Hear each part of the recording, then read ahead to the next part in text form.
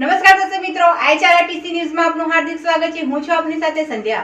તો સમાચારની શરૂઆત કરતા પહેલા નજર કરીશું આજના મુખ્ય સમાચાર પર। ભરૂચ ખામ ગામે નકલી પોલીસ બકરા ચોરી કરતા ગ્રામજનોના હાથે ચડતા ટીપાયા। દારૂના નશામાં ચાલક અને સવાર સામે પ્રોહિબિશનના કેસ પણ દાખલ। લોકોએ ગાડીમાં કરી તોડફોડ। દહેજના ભેંસલી ગામ નજીક બિનવારસી લાશમાં હત્યાનો ભેદ ઉકેલાયો।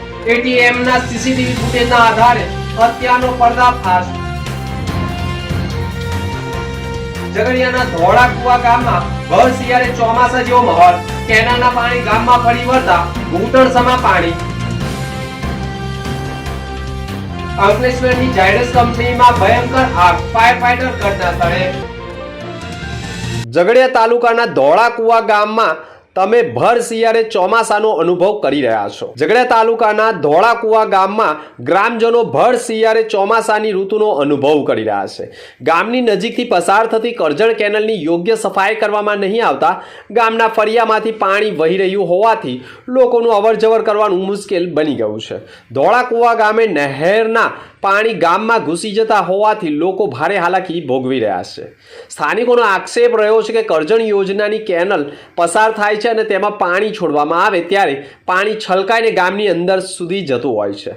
ગામમાં પાણી ભરાઈ જવાથી અવરજવર માટે લોકોને હાલાકી ભોગવવી પડે છે।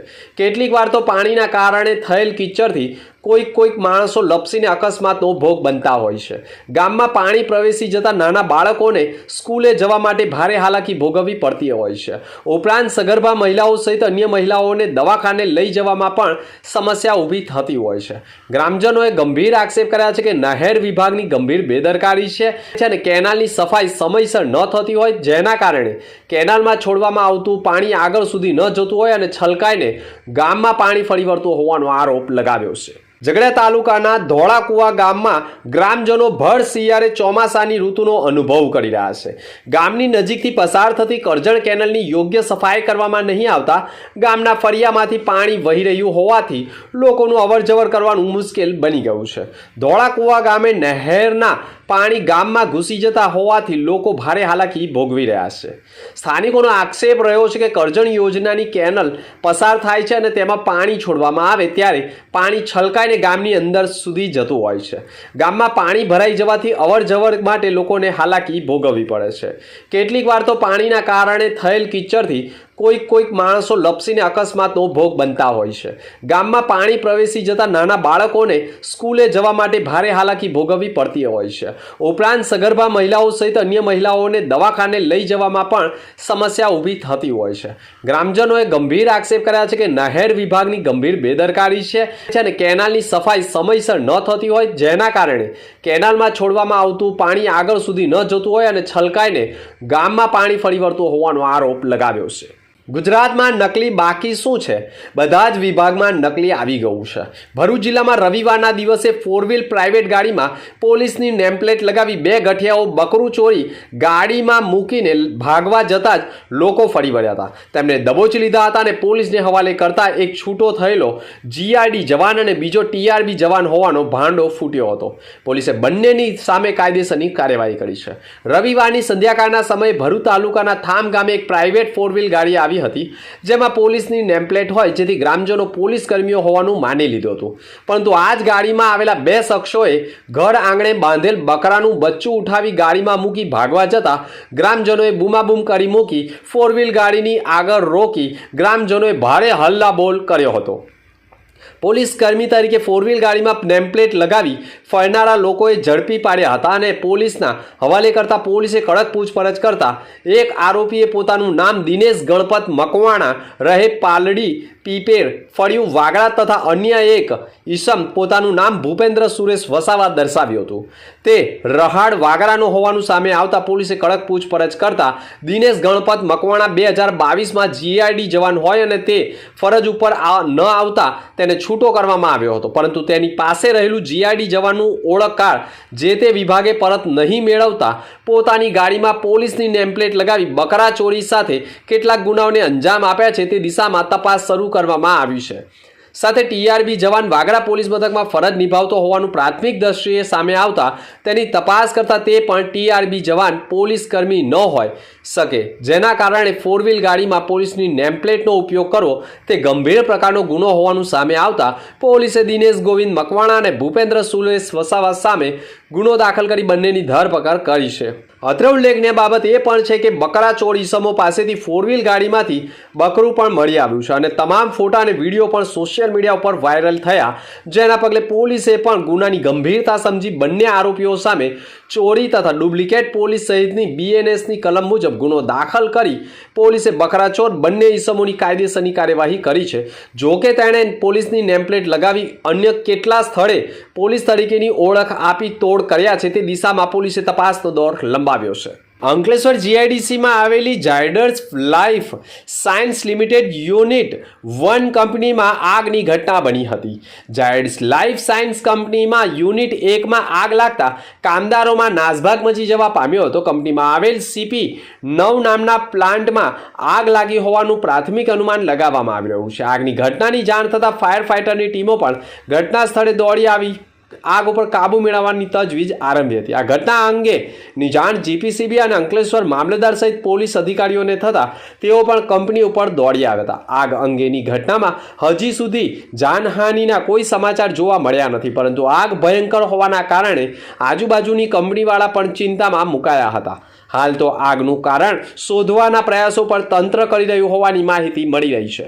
ભરૂચ લોકલ ક્રાઇમ બ્રાન્ચે મોટી કાર્યવાહી કરતા ખુશ્બુ પાર્ક સોસાયટીમાંથી ₹22,11,000ની કિંમતનો 2210 કિલો કોપર વાયરનો જથ્થો ઝડપી પાડ્યો છે. આ કેસમાં પોલીસે 3 આરોપીઓની ધરપકડ કરી છે, જ્યારે મુખ્ય સૂત્રધારની શોધખોળ ચાલુ છે. PSI DA તુવર અને તેમની ટીમ પેટ્રોલિંગ દરમિયાન બાતમી મળી હતી કે ખુશ્બુ પાર્ક સોસાયટીના મકાન નંબર 90માં શંકાસ્પદ કોપર વાયરનો જથ્થો સંતાડ્યો છે. બાતમીના આધારે LCBની ટીમે દરોડા પાડ્યા હતા અને દરોડા દરમિયાન મકાન માલિક સહિત 2 વ્યક્તિઓ મળી આવ્યા હતા અને ઘરની તપાસમાં 2210 કિલો કોપર વાયર મળી આવ્યો હતો. પકડાયેલા આરોપીઓમાં ઇરફાન ઇકબાલ પઠાણ, રાજમન બુધારામ મોરિયા અને રોહિત ભીખુ પ્રજાપતિનો સમાવેશ થાય છે. આરોપીઓ પાસેથી કોપરના બિલ કે કાયદેસરના દસ્તાવેજો મળ્યા ન હતા. પૂછપરછમાં જાણવા મળ્યું કે જથ્થો આમીના પાર્કમાં રહેતા મોહમ્મદ અય્યાઝ અબ્દુલ હક શેખે મુકાવ્યો હતો, જે રાત્રિના સમયે છુપી રીતે વેચાણ કરતો મકાન માલિકને આ જથ્થો રાખવા માસિક વળતર ચૂકવવામાં આવતું હતું. પોલીસે આરોપીઓ વિરુદ્ધ કાયદેસરની કાર્યવાહી કરી છે અને 2,11,000નો મુદ્દામાલ જપ્ત કર્યો છે. ભરૂચ તાલુકાના પરિયેજ ગામે ઘરમાં રહેતી અનીસા અકબર કે જેના પિતા ઘરે આવતા જ ઘરનો દરવાજો ખખડાવ્યો હતો, પરંતુ ઘરનો એક દરવાજો ખુલ્લો હતો જ્યારે બીજો બંધ હોય, જેની બાજુમાં જ બારી આવેલી હોય તે ખોલીને જોતા બારીની લોખંડની ગ્રીલ ઉપર જ અનીસા દુપટ્ટા વડે ગળે ફાંસો ખાધેલી અવસ્થામાં બેડ ઉપર ટેકવાયેલી જોવા મળી હતી, જેના કારણે પિતા પણ ચિંતામાં મુકાઈ ગયા હતા અને બૂમાબૂમ કરી મૂકતા લોકો દોડી આવ્યા હતા અને દરવાજો ખોલીને મહિલાનો મૃતદેહ જોતા મહિલા બેડ ઉપર ગળે ફાંસો ખાધેલી અવસ્થામાં હોય, પરંતુ બેડ ઉપર રહેલી ચાદર વિખાયેલી ન હોય અને બેડ ઉપર મૃતદેહ જે પરિસ્થિતિમાં હતો તેના ઉપરથી તેની હત્યા કરાઈ છે કે આત્મહત્યા તે અંગે લોકોમાં ચર્ચાનું કેન્દ્ર બન્યું હતું. સામાન્ય રીતે મહિલાએ ગળે ફાંસો ખાઈ જીવન ટૂંકાવ્યું હોય તો તેનો જીવ જતી વખતે તેણે તડફડિયા મારતા હોય તો ચાદર વિખાવેલી હોવી જોઈએ, પરંતુ ચાદર વિખાયેલી ન હોવાના કારણે શંકા કુશંકાઓ લોકોમાં ઊભી થઈ છે.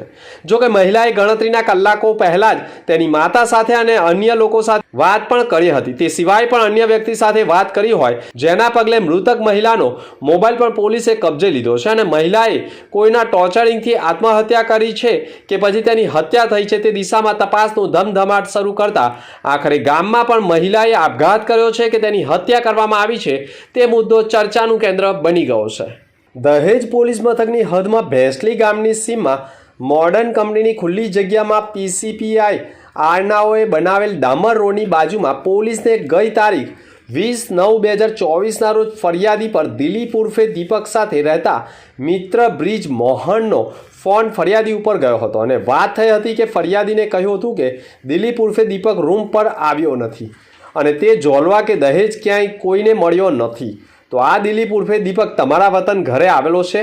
તો ફરિયાદીએ ના પાડેલ અને તપાસ દરમિયાન દહેજના ભેંસલી ગામની એક ખુલ્લી જગ્યામાંથી અજાણ્યા પુરુષનો બિનવારસી અવસ્થામાં મૃતદેહ મળી આવ્યો હતો, જેના હાથ ઉપર માતાજીનું તથા ડીકે પટેરિયાનું છોંદડું એટલે કે ટેટુ હતું, જેના આધારે પોલીસે તેના પરિવારનો સંપર્ક કરતા ફરિયાદી અતુલ પટેરિયા ભરૂચ સિવિલ હોસ્પિટલ ખાતે આવી લાશને તપાસતા મૃતક ફરિયાદીનો ભાઈ દિલીપ ઉર્ફે દીપક ભગવત શરણ પટેરિયાઓની ઓળખ કરી હતી. સમગ્ર ઘટનામાં પોલીસે અકસ્માત મોતનો ગુનો દાખલ કરી સમગ્ર ગુનાની ઝીણવટભરી તપાસ પીઆઈ હિતેન્દ્ર ઝાલાએ કરી હતી અને મૃતકનું પેનલ પીએમ કરાવતા નાક અને ગળું દબાવી તથા છાતીના ભાગે મારી ગંભીર ઈજા પહોંચાડી હત્યા કરી હોવાનું મેડિકલ રિપોર્ટમાં સામે આવતા પોલીસે સમગ્ર પ્રકરણમાં તપાસનો ધમધમાટ શરૂ કરતા મૃતકના એટીએમમાંથી રૂપિયા પણ ઉપાડેલા હોય, જેથી પોલીસે સમગ્ર ગુનામાં એટીએમમાંથી રૂપિયા ઉપાડ્યા છે તેના સીસીટીવી તપાસ કરતા મૃતક સાથે તેની નીચે કામ કરતા આર્યા ટ્રાન્સપોર્ટરમાં ડ્રાઇવિંગ કરતા શાહનવાઝ ઉર્ફે ખુરશીદ ઉર્ફે સાહિલ તથા સોહેલ અહેમદ પ્રતાપગઢનાઓ સાથે પૈસાની લેતી દેતી બાબતે વાદ વિવાદ થયો હોવાનું પોલીસની તપાસમાં બહાર આવ્યું હતું. આ સમગ્ર ઘટનામાં શંકાસ્પદ હત્યામાં સંડોવાયેલા આરોપી મોહમ્મદ અનસની ધરપકડ કરવામાં આવતા દિલીપ ઉર્ફે દીપક પટેરિયાનાઓની પાસેથી રૂપિયા કઢાવવા માટે શાહનવાઝ ઉર્ફે ખુરશીદ ઉર્ફે સાહિલ નાઓએ તેઓને તથા મોહમ્મદ હદીસ અને સોહેલ અહેમદને રૂપિયા કઢાવવા માટે દબડાવવાની સોપારી આપી હોય તે પ્રકારે રસ્તામાંથી રસી, ચપ્પુ, રૂમાલ પણ દિલીપની હત્યા કરવા માટે ખરીદ્યો હતો અને દિલીપ ઉર્ફે દીપક પટેરિયાનાઓની ગાડીમાં બેસાડી તેની પાસેથી રૂપિયા કઢાવવાના પ્રયાસ કર્યા હતા, પરંતુ તેણે નહીં આપતા તેની રસ્સીથી બાંધી તથા છાતીમાં તથા ગળાના ભાગે ગંભીર ઈજા પહોંચાડી હત્યા કરી લાશને ભેંસલી ગામ નજીક સીમમાં ફેંકી દીધી હોવાની કબૂલાત કરતા સમગ્ર બિનવારસી લાશમાં આખરે પોલીસને હત્યાનો ભેદ ઉકેલવામાં સફળતા મળી ગઈ હતી. અંતમાં ફરી એક નજર આજના મુખ્ય સમાચાર પર. ભરૂચના ખામ ગામે નકલી પોલીસ બકરા ચોરી કરતા ગ્રામજનોના હાથે ચડતા ટીપાયા. દારૂના નશામાં ચાલક અને સવાર સામે પ્રોહિબિશનના કેસ પણ દાખલ. લોકોએ ગાડીમાં કરી તોડફોડ. દહેજના ભેંસલી ગામ નજીક બિનવારસી લાશમાં હત્યાનો ભેદ ઉકેલાયો. એટીએમના સીસીટીવી ફૂટેજના આધારે હત્યાનો પર્દાફાશ. ઝઘડિયાના ધોળા કુવા ગામમાં ભર શિયાળે ચોમાસા જેવો માહોલ. કેનાલના પાણી ગામમાં ફરી વળતા ઘૂંટણસમાં પાણી. અંકલેશ્વરની ઝાયડસ કંપનીમાં ભયંકર આગ, ફાયર ફાઈટર ઘટના સ્થળે. તો હતા અત્યાર સુધીના સમાચાર. નવા સમાચાર સાથે ફરી મળીશું. નમસ્કાર.